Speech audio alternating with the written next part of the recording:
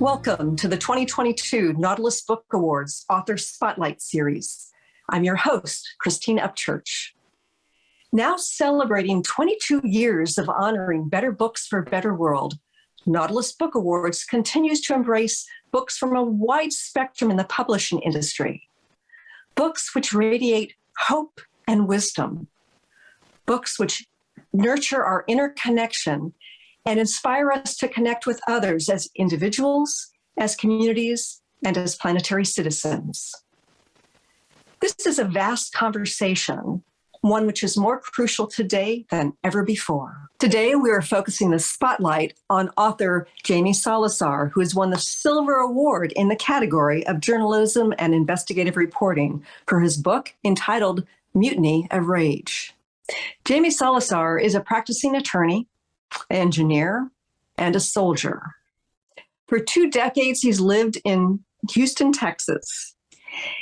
He's had a passion for writing since a young age, and he wrote his first book at age 25, a book entitled Legion of the Lost. Again, Jaime's award is a Silver Award for his book entitled Mutiny of Rage. Jaime, congratulations on your Silver Award. Thank you. It's great to be here. Now, your book is a nonfiction book. It's historical nonfiction. And I'm curious why you chose to write about this very serious event. That's a good question. And I think one of the interesting questions is why this book wasn't sort of written before and brought to America's living room, so to speak. Now, obviously, I had a lot of materials to go by, to read. One of the sort of the ponderous and resourceful books that I referenced was one by Professor Haynes, A Night of Violence, and that was written roughly the year that I was born, about 45 years ago. And that had a lot of really good information, but it was geared more towards researchers, academics, but it was rich with information.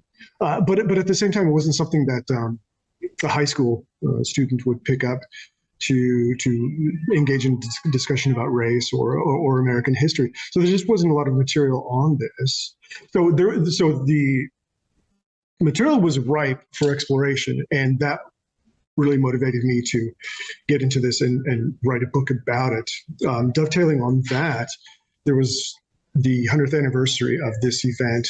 The event happened in 1917, so there was a renewed interest, especially in my law school. They were doing a considerable amount of work on the legal side with regards to getting the soldiers exonerated and reinvestigating their cases. So I realized after talking to some people that this is a good story to tell. Thirdly, I live in Houston. I've been here for roughly 20 years. And we kind of, most Houstonians kind of know about it. There's little sort of rumors, there's things that people whisper, but most people still don't really know the story. And this was kind of the perfect storm for me to get into this and talk about it in a meaningful way, and to really put my literary license on it and make it into an enjoyable read, and hopefully something that people can continue talking about. So it was an itch waiting to be scratched, you might say. Right. I know in your book you sort of jump right into the story, and it's a profoundly shocking story. But I'm wondering if you just read us a little bit from your book, please. Certainly. A Mutiny of Rage. When a man knows he is to be hanged in a fortnight, it concentrates his mind wonderfully. Samuel Johnson. On December 10, 1917, the smell of freshly cut wafted wood surrounded a grassy break of a mesquite bosque outside San Antonio, Texas. It was early in the morning, and ominous dark clouds hovered above like omnipresent watchmen. Away off was the Alamo, where a century earlier, death arrived for a ragtag group of American frontiersmen before honor left. However, this day was different. 13 condemned Buffalo soldiers a number only one more than Christ's demi-platoon of apostles were brought to the gallows to be hung until dead. Dew had settled upon the blades of grass, dampening the black servicemen's polished boots. Decades earlier, Virginia slave Nat Turner, the most infamous and mythical slave revolter, was sentenced to be hung by the neck until you are dead, dead, dead. Turner, a self-taught polymath and religious visionary, led a gang of escaped slaves on a rampage that left upwards of 65 whites dead. History does not repeat itself, but it often rhymes, quipped Mark Twain. The men were awakened at 5 a.m, ordered to dress, and escorted to awaiting army trucks. The wheels of justice turned slowly. 1 sergeant, 4 corporals, and 8 privates had been anticipating their fate for weeks, not knowing if each passing day would be their last. There, they waited for the word of their destiny. The men prayed. Several submitted themselves to Christ for the first time in their lives. For by grace you are saved, through faith, and not of yourselves. Nevertheless, the prayers seemed to do them little worldly good. In this instance, they awaited them that which they feared the most. The men had requested the option to die by firing squad,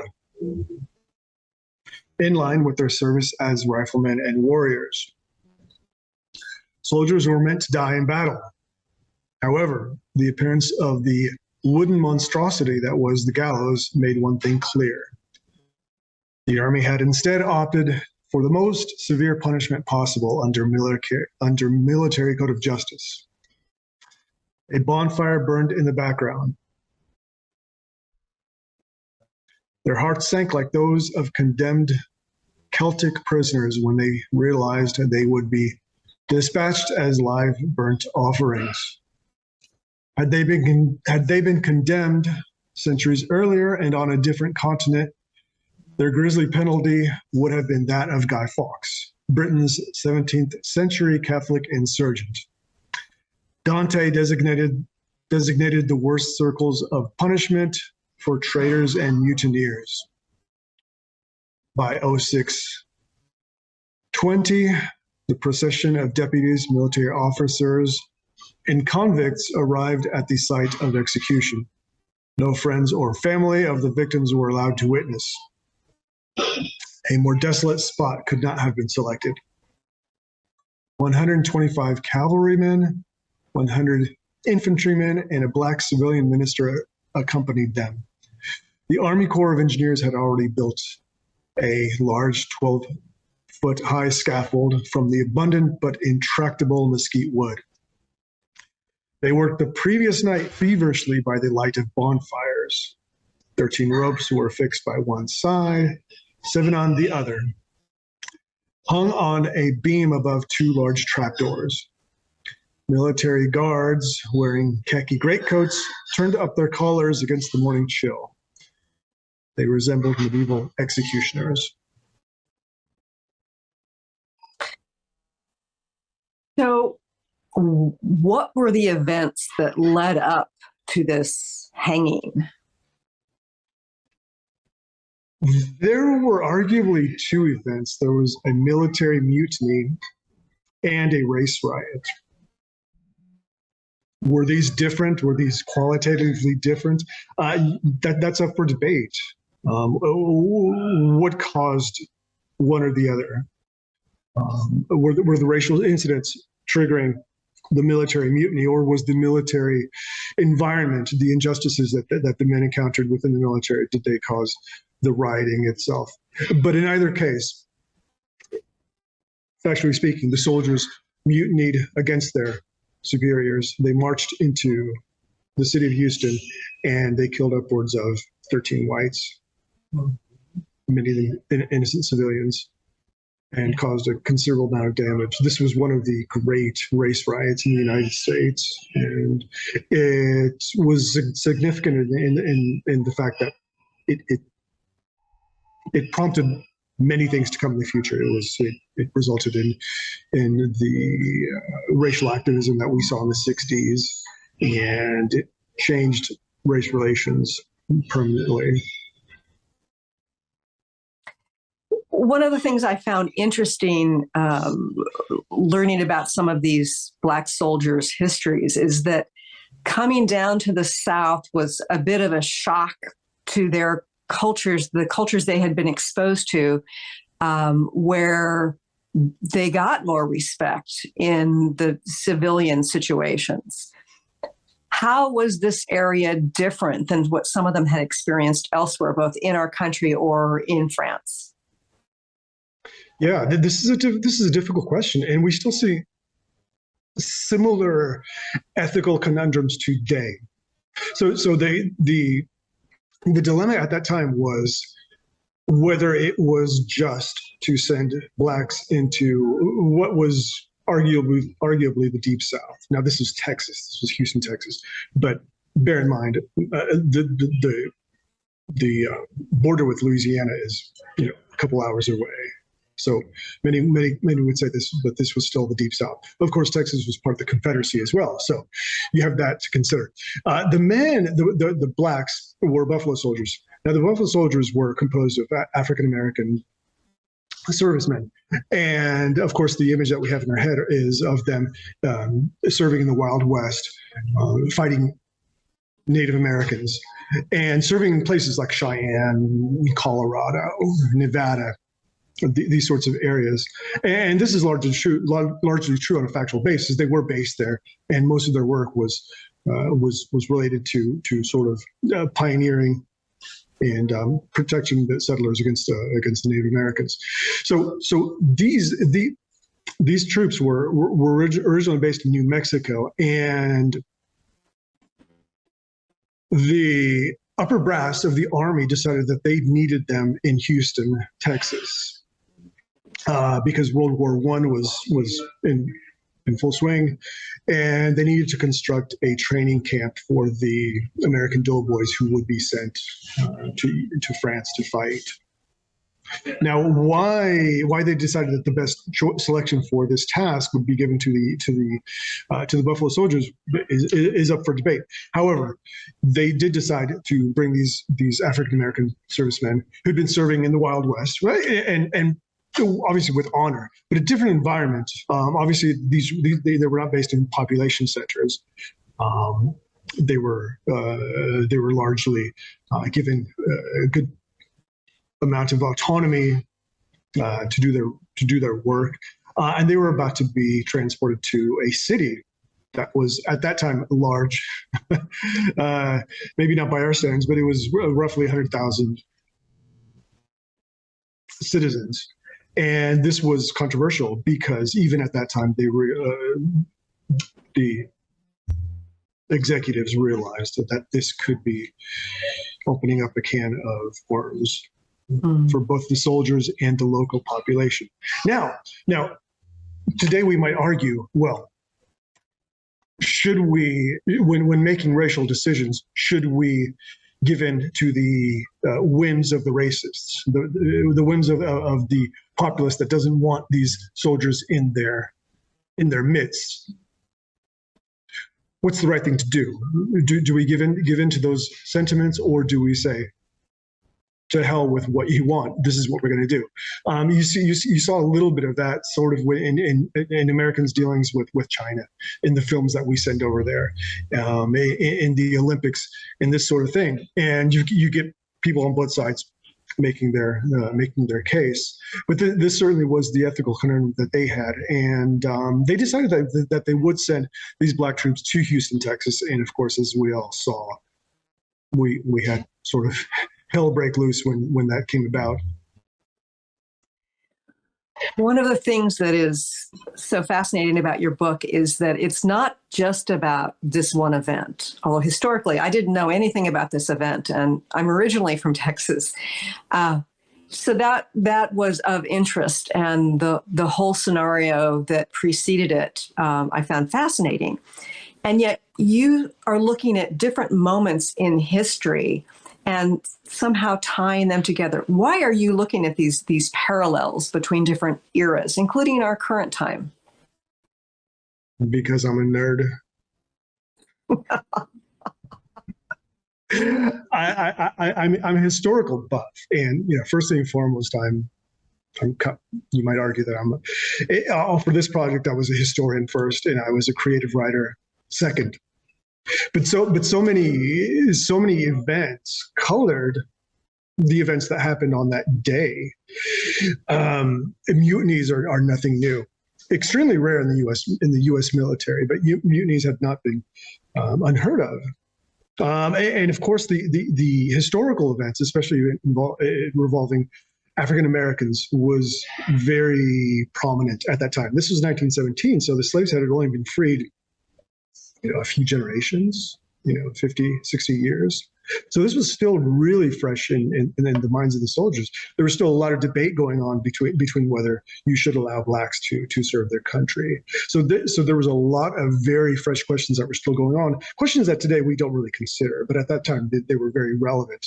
Of course, one of the characters that I sort of fold into the matrix of events, characters, and storylines is that of Nat Turner, and he was, to some, a demon who rampaged and killed many whites, and to others he was seen as a freedom fighter. Nevertheless, he colors and he sort of flavors the passages that I wrote about. And of course, his rampage happened less than half a century before the soldiers mutinied. So this was certainly weighing upon the actions that they took. So because all these historical events didn't just happen in a vacuum, they had been distilled into the zeitgeist of the population and of the soldiers. I have to talk about them and so forth. And of course, if the history is relevant to the story, well, so is the future. So is the events that came about because of this mutiny.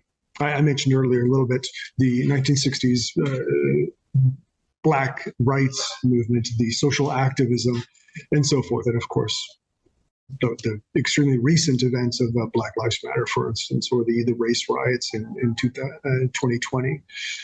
That's something that did not happen in a vacuum. So I wanted to do a good job of this, and of course on the creative writing side, there was a lot of just interesting material that was relevant and that segued very nicely into the story. So I certainly used a lot of shades and lots of color in my writing. So it wasn't a linear narrative, but it was really, in many ways, kind of a cornucopia of different events and so forth that I thought I tied together.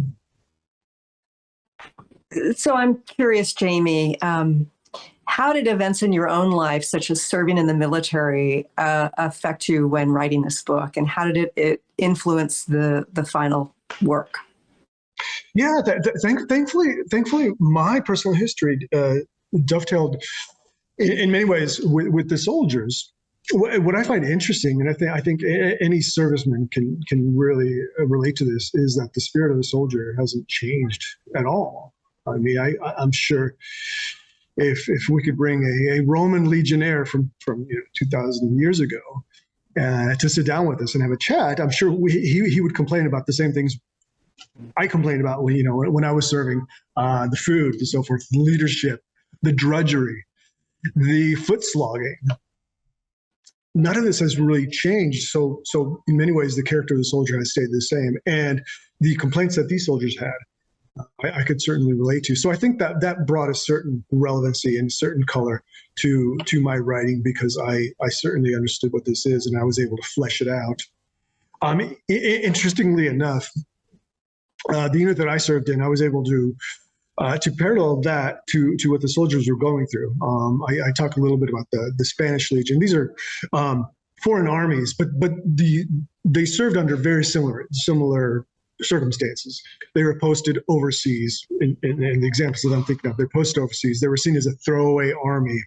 They weren't given a lot of respect or a lot of relevancy. They were sent on the worst missions, given the worst support, and they were expected to perform spectacularly at all times. Well, that doesn't happen. One of the lines that I wrote in the book was, when you neglect your armies, don't be surprised when they burn down their master's house. And that's kind of what we saw here happen in the riots. The soldiers had enough and they rebelled against their superiors. I know your family has a nickname for you. What is it, and why do they call you that? Now, for those of you who don't know French, basically the terrible infant, the terrible child. I think in American parlance, you might say I'm the redheaded stepchild. But I'm kind of known as that because I was always the intellectual rebel. I never really followed the expected path. I ran to the beat of my own drum. But I hope that this perspective, this desire, this curiosity, to open doors and to follow the rabbit hole wherever it takes me. I hope that was expressed in my book, because I had a great intellectual curiosity when I was writing this book. And again, I think that comes from the idea that I was a little bit different when growing up. And I gave my parents a lot of grief, and hence the reference, the terrible infant, l'enfant terrible. So, Jaime, what are your hopes for the influence of this book? What do you hope people will get out of this when they read the book? I hope that they get a very novel and unheard of and very unique perspective from this book. And here's what that perspective is. I'm being facetious, but the perspective is the ends don't justify the means. And not everyone might extract that from the book, but it's there. It's there, and the point is, when Friedrich Nietzsche, the great philosopher, he talks about you looking into the abyss, you looking into the great deep darkness, and what happens is you soon realize it's looking right back at you, and that's what happened here. Nietzsche also talks about fighting monsters. Be careful not to become one while you're doing so. And that's really the great moral story that I wrote about in this book. These soldiers,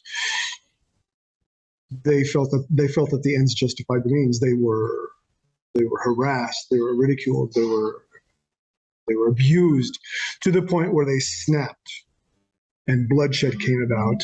Innocents were killed on both sides. What was accomplished from this? The ends shouldn't justify the means. And tying it back really to the Black movement, to Black politics or Black civil rights, you think of the words of Martin Luther King. His words were also very poignant. Some say that he rationalized, or that he justified race riots. Well, he didn't. What he did is he said that riots are the voice of the unheard. In no way was he condoning it. He was saying, no. Although you might be unheard, that doesn't justify any type of violence where people are hurt. But he was right when he said that riots are expressions of the unheard. So this is all the perspective that I wish to express in my book. And you are giving the unheard a voice here. Yeah, in some ways, but it's going to take a lot more than just my book, because we don't really learn these lessons. These are really tough to kind of do. We keep on doing the same things. We keep on repeating the same mistakes we've made. And if anyway, I'm just the guy in the desert saying, hey, listen, we could wisen up just a bit and learn from our mistakes. Again, congratulations on your Silver Award, Jaime, and thank you for joining me here today. And again, his book is entitled Mutiny of Rage. Pleasure was mine. Thank you for having me.